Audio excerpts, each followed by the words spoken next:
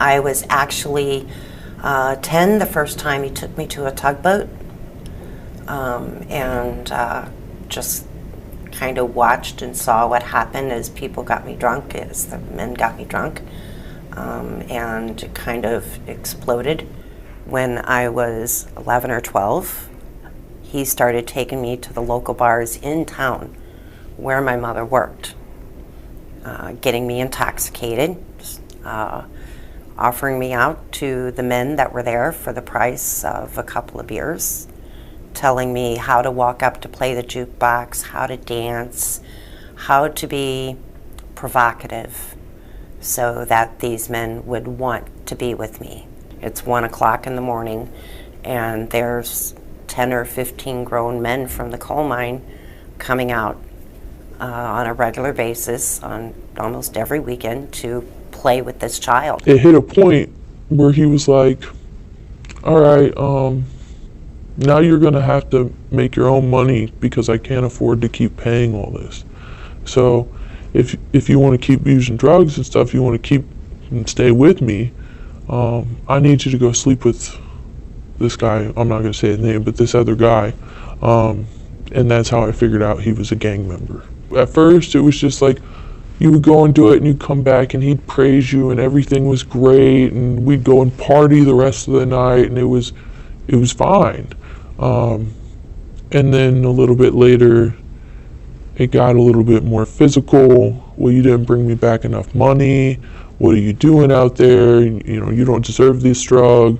Or here, take too much drugs to where I'm physically dependent, and then he would just not give it to me, so he could watch me go into withdrawal. I think we've changed our definitions of what trafficking is. I think before, people just thought prostitutes wanted to be there and they wanted to be doing what they are doing.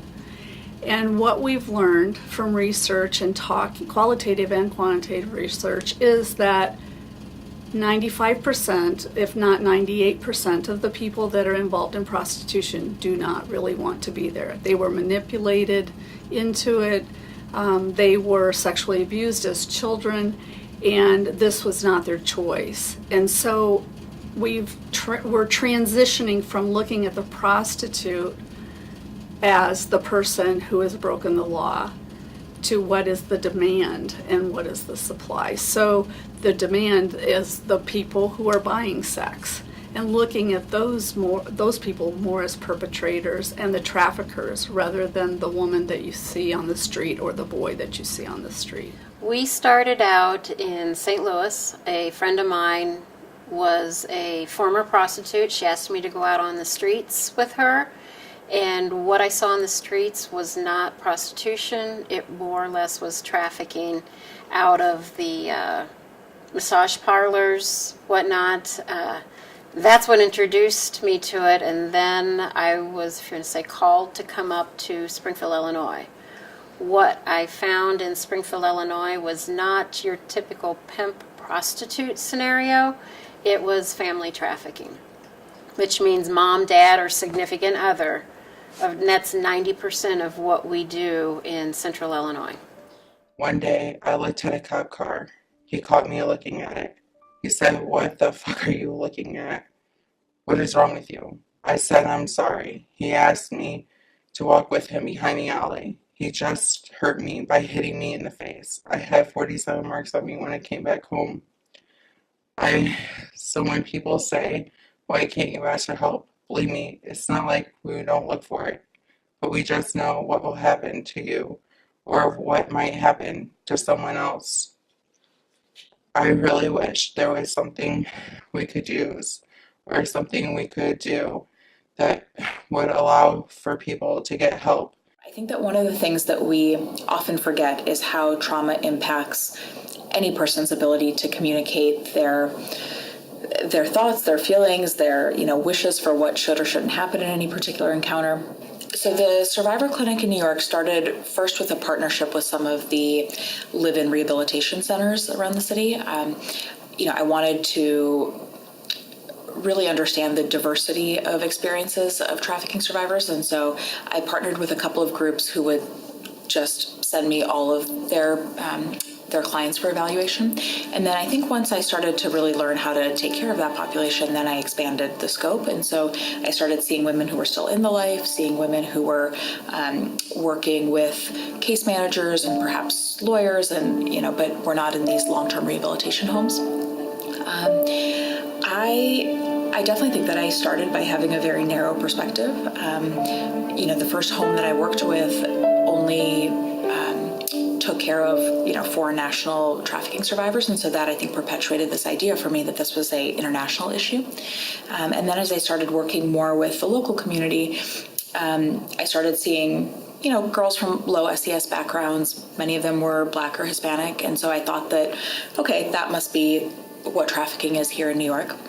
And then I remember seeing the first 2 patients I saw who were Orthodox Jewish girls. And I think that was probably the first time that I really started thinking this could be anybody, anywhere. I'm Jewish myself. I came from a more religious background, and I spent a lot of time in Israel. And so to me, it sort of seemed like, it just didn't make sense that this very religious community could be taking part in this. And I think that that's when I just sort of opened up my eyes to the fact that it can be anybody. It is so important to provide people with what the options are, especially as we start to see the red flags, and to be able to say, we have had patients in the past that have been in a situation with someone that they felt they couldn't get out of, and we have been able to help in some ways. Would it be okay if I told you about what some of those options would be, and tell them about trying to find housing, about connecting them with legal services, getting them on the phone with a human trafficking organization just to hear what some of the options might be? I think one of the biggest challenges is funding. I mean, you're going to hear that from anybody in this issue, is just the needs that these women come in with are so extensive. And our program, we offer up to 2 years of intensive counseling, life skill classes, job skill classes, obviously free housing, food. We want to get them set up with good medical care. Many of them come in with untreated illnesses, untreated injuries that they've had for years, and so just getting them into specialists to get those things treated and cared for, get them healthy. What we have found, both in our experience and from other research that we've done, is that it takes at least 2 years for these women to come off the street and into a place of what we want is thriving. We don't want this to just be a quick turnaround, rehab, get back on the street and you're good to go. We want our women, when they graduate from the program, to be thriving members of society that can hold down a job and have a family and do what they are passionate about, instead of being forced to do something that they don't want to do. And the training included that every medical professional had a policy of asking every patient, are you safe? Is there somebody in your home hurting you? Now, those 2 simple questions may not get you much, but what about asking about their history? Have you ever had any broken bones? Have you engaged in any sexual activity yet? Are you having any lower pain? Is there headaches? Is there stomach aches? Do you find that you tense up a lot and stress out a lot about some of the littlest things? Those are just a few. Most of the time, since they are quote-unquote sex workers, a lot of times it's the medical complaint that concerns us, because often they're going to come in with a complaint that's related to sexual activity. So a lot of times they'll come in with sexually transmitted diseases, or they'll come in with a sexual injury. So they'll say, I was sexually assaulted, or I have this lump down there. So a lot of the complaints will be related to a sexual nature. And yet when you go to examine them, it's more concerning than that. It's not, you don't necessarily see a mild infection, you see a full-blown infection. It's not just they have a little vaginal discharge, but they look like they have overwhelming infection. So in other words, sort of the complaint and the exam, the exam is much more concerning than what they're complaining about. There's sort of a disconnect. Or they might come in for an injury. The girl may say, oh, I fell, I think I hurt my leg, and then when you look at them, they look like they've been physically assaulted. So again, disconnect between the history and the exam. Or the patient comes in for a medical complaint and she's having an asthma attack, and when you start to get the history, you can see that she hasn't had medical care in a long time. So on physical exam, she looks a little malnourished, or her asthma is really out of control, and yet when you try to figure out who's her doctor, what's her medication, you clearly see she's not had medical care in a long time, and she's not in good health. So again, there's this disconnect between her health care. There's a paucity of information. You get the sense that she's not forthcoming in the information. The tattoos often are not the pretty tattoos that you see with the little rosettes or the butterflies.